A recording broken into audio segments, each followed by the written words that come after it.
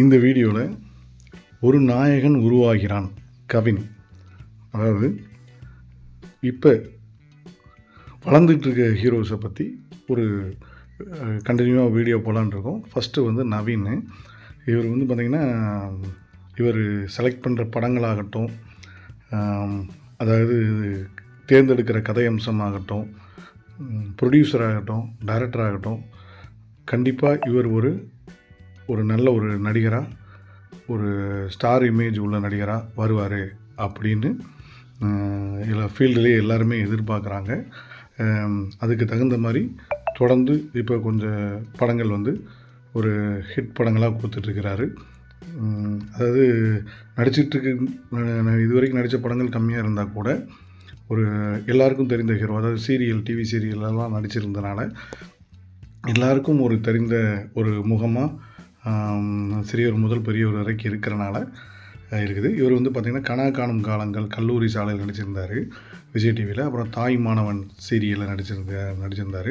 அப்புறம் சரவணன் மீனாட்சியில் வேட்டையன் அப்படிங்கிற கேரக்டரில் நடிச்சிருந்தார். அது வந்து அவருக்கு ரொம்ப பெரிய அளவில் பேர் வாங்கி கொடுத்த ஒரு சீரியல்.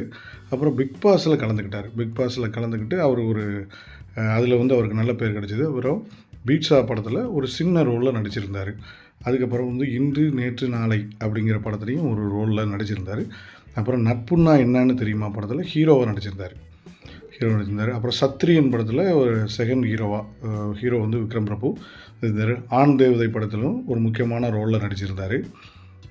அதுக்கப்புறம் லிஃப்ட் படத்தில் ஹீரோ, அது வந்து அவருக்கு உண்மையில் நல்ல பேர் வாங்கி கொடுத்த படம். அப்புறம் வந்து டாடா படத்தில் இருந்து அப்புறம் டாடாவும் நல்லா ஓடினது, ஸ்டாரும் நல்ல பேர் வாங்கி கொடுத்தது. இப்போ அவர் வந்து வெற்றிமாறன் தயாரிப்பில் மாஸ்க்குன்னு ஒரு படத்தில் நடிக்கிறார்.